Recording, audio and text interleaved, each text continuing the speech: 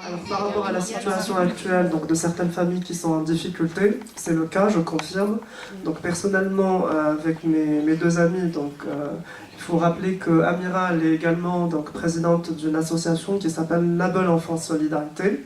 Donc, elle va en parler beaucoup plus que moi de l'activité qui a été faite avec la région de Tala, qui est une région intérieure, donc qui se trouve à l'intérieur du pays. Donc, je lui passerai la parole après.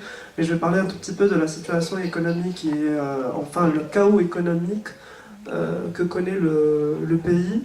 Donc, après la Révolution, il y a eu une succession de départs de plusieurs entreprises, malheureusement, parce qu'il y a un problème énorme avec la médiatisation. Les masses médias ont participé à un départ massif de certaines composantes du tissu économique tunisien, et notamment tout ce qui est industrie européenne. Donc ils avaient très très peur de la situation de l'insécurité dans le pays, alors que ce n'était pas du tout le cas. C'est vrai que dans certaines régions il y avait l'insécurité, mais dans d'autres non.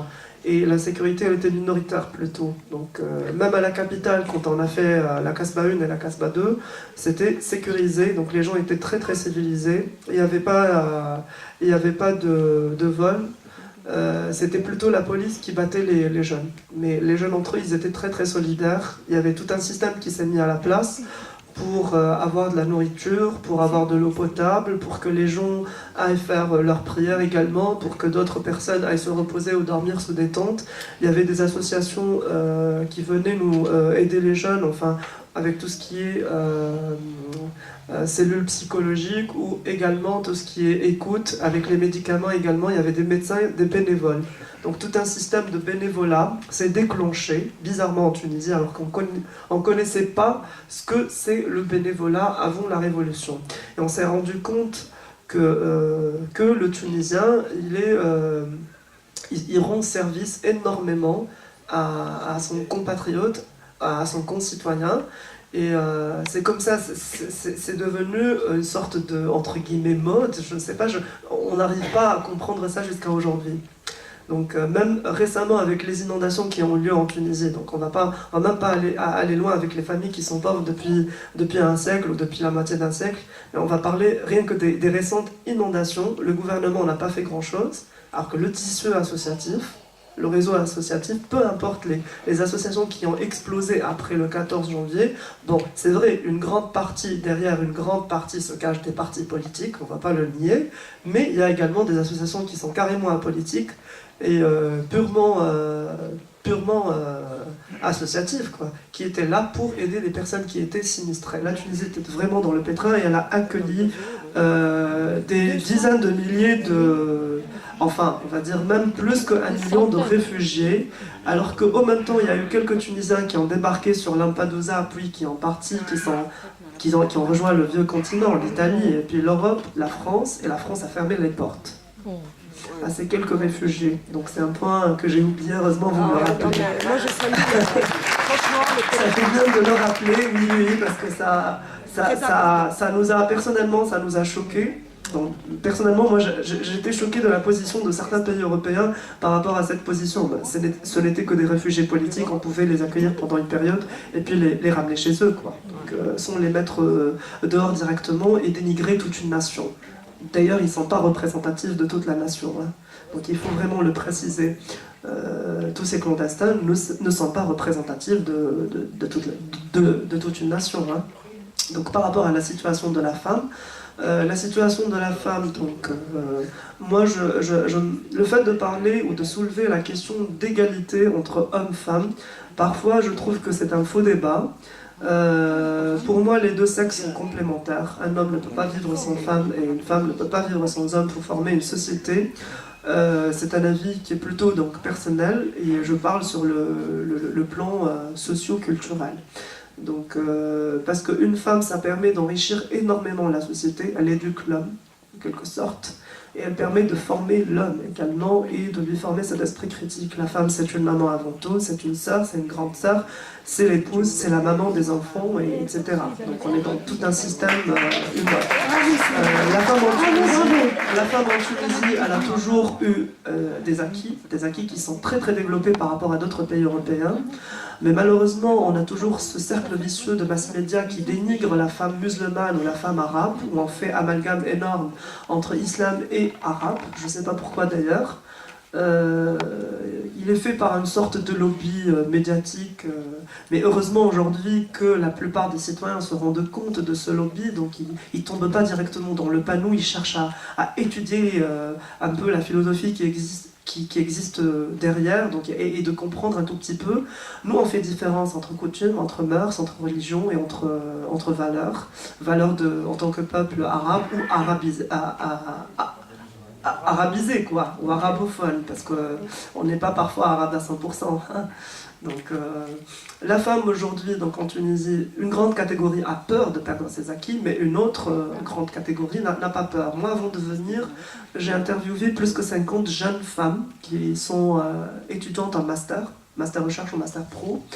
La plupart ne portaient pas le voile et elles n'avaient pas peur qu'on leur oblige de porter le voile, par exemple. Donc je donne juste l'exemple du voile. La plupart n'avaient pas peur de la polygamie parce qu'elles savaient que les jeunes hommes tunisiens étaient assez matures pour ne pas tomber dans ce piège, ce faux piège qui n'a rien à voir avec un programme politique, mais qui est plutôt une habitude sociale, on va dire, acquise dans certaines sociétés. D'accord. Donc, juste après la Révolution et au mois de mars, on a fait une petite visite à une région, Tella, qui est juste à côté de Kasserine et en frontière avec l'Algérie. Donc, on a ramené avec nous des dons pour quelques familles et pour les écoles et pour les lycées. Et on a remarqué que cette zone, vraiment, elle est vraiment pauvre. C'est la vraie pauvreté, voilà. Donc, ils n'ont rien. Même les écoles, ils sont mal équipés, les enfants, ils sont maltraités.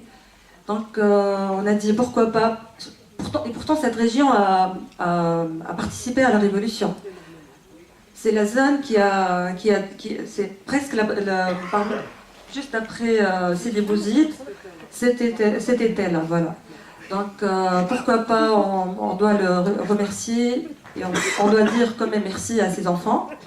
Donc, on a invité 25 enfants à Nabeul, du 25 à 30 juillet.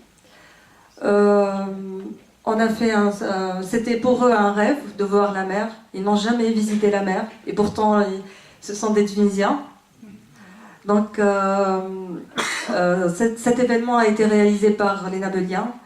Presque tous les gens de Nabeul ont participé, même mes amis Slim et Qais, avec des aides même symboliques. Par exemple, Slim nous a aidés par l'hébergement. Qais nous a aidés par nous offrir l'espace de la maison des jeunes pour faire quelques animations pour les enfants. Quoi d'autre? Donc presque tous les Nabeliens nous a aidés pour réaliser ce rêve pour ces enfants. Voilà. Donc, une petite remarque. Cette association a été... Presque les membres de cette association sont des femmes. Donc, y compris moi, ma soeur, nos amis. Donc, presque toutes sont des femmes. Vive les femmes. Les femmes. Je passe le micro pour une question. Merci. En fait, à vrai dire, j'avais pas vraiment de questions. Je voulais déjà vous remercier pour votre présence. Et je voulais vous remercier parce que ce n'a jamais été évident et le mur de la peur,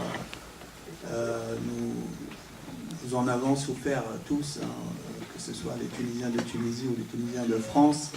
Je peux vous dire que les Tunisiens de France avaient plus peur que les Tunisiens de Tunisie pour parler politique ou pour s'exprimer ou même pour assister à des manifestations ou de soutien ou autre. Je veux aussi dire que bon, certains d'entre nous ont réussi à franchir ce mur à un certain moment, mais c'était beaucoup moins évident de le faire dans le contexte de la Tunisie, de la Révolution. C'était un acte de courage que tout le monde d'ailleurs l'a reconnu. maintenant que les choses, que nous en sommes là, je voulais juste rappeler à tout le monde que le combat ne fait que commencer, que les fondations du système politique ne sont pas encore là, et que rien n'empêche de retomber dans la dictature sous une autre forme. Donc, la dictature, elle peut prendre diverses formes, et je voudrais aussi insister sur l'importance du tissu associatif de la société civile qui a lutté contre la dictature, qui a été là pour encadrer la révolution, et qui a été là aussi qui devrait être là aujourd'hui pour surveiller le travail de la constituante, réagir à toute tentative de détourner la révolution en essayant d'instaurer un système politique qui ne concrétiserait pas la démocratie et la diversité politique, et qui priverait les Tunisiens des droits qu'ils ont acquis aussi chèrement. Donc je voulais vous remercier pour le travail qui a été déjà accompli et vous encourager pour le travail qui reste encore à faire et qui est très important. Je voulais savoir si je dois poser une question, je voulais dire, est-ce que... alors quand je parle de la contribution de la société civile pour les travaux de la Constitution, je ne suis pas en train d'insister plus sur les droits politiques par rapport aux droits économiques, mais je veux rappeler à tout le monde que le fait que nous tous Tunisiens, nous disions, tant que les droits économiques étaient plus ou moins protégés, il n'était pas très important peut-être de s'occuper des droits politiques, mais on a vu que finalement tous nos droits ont été broyés à la fin. Donc c'est très important de faire attention aux droits politiques que économiques. Voilà. Donc ça c'est. Et ma question c'est comment vous voyez donc les meilleurs moyens maintenant de participer dans le cadre de la société civile à l'élaboration du nouveau projet politique pour la Tunisie. Merci de votre question. Donc, par rapport à la situation donc, actuelle et le travail qui reste à faire, donc moi je pense que la révolution, elle n'est pas finie, mais elle vient de commencer, surtout après l'installation de la Constituante. Donc il faut rappeler un événement qui est très très important. Tout à l'heure, Kais a énoncé deux événements. C'était le 14 janvier, le jour même, où le Tunisien et la Tunisienne n'arrivaient pas à croire qu'on a dit « dégage Ben Ali », ou que la dictature a quitté le pays, s'est enfuie. Et il y avait un deuxième événement, le 23 octobre. Le 23 octobre, c'est un jour qui sera gravé à jamais dans nos mémoires en Tunisie. C'était une très très belle journée sur le pays bien ensoleillé. On dirait une journée de fête, quoi. Il y avait tout le monde qui faisait la queue, mais d'une manière très très civilisée. Tout le monde attendait. Parfois, on mettait 3 heures. Moi, j'ai mis 2h40 précisément, pour tremper mon doigt et pour voter. Il y a d'autres qui ont mis 4 heures et personne ne râlait. Personne n'a râlé. Aucun incident. Presque aucun incident par rapport, aucun incident sur le plan social. Aucun incident. Des élections exemplaires. Des élections dignes d'être exemplaires pour l'ensemble de l'humanité. Alors, pour que ces élections soient vraiment exemplaires et pour que nous, Tunisiens, nous soyons dignes par rapport à ce jour-là, nous devons vraiment faire très très attention et être très vigilants par rapport au gouvernement qui vient de prendre place, qui est panaché, où il y a différents types de partis, de tout courant politique, de toute idéologie. Donc le Tunisien, et notamment, et surtout même, la société civile et les associations apolitiques doivent être très très vigilantes par rapport aux différents textes juridiques qui seront mis en place par la Constituante, et notamment au niveau de la nouvelle Constituante, la construction de cette nouvelle constitution tunisienne qui aura lieu très très prochainement. Donc certains articles de la Constitution vont être repris, certainement, j'imagine, mais d'autres, il y aura probablement une sorte de référendum.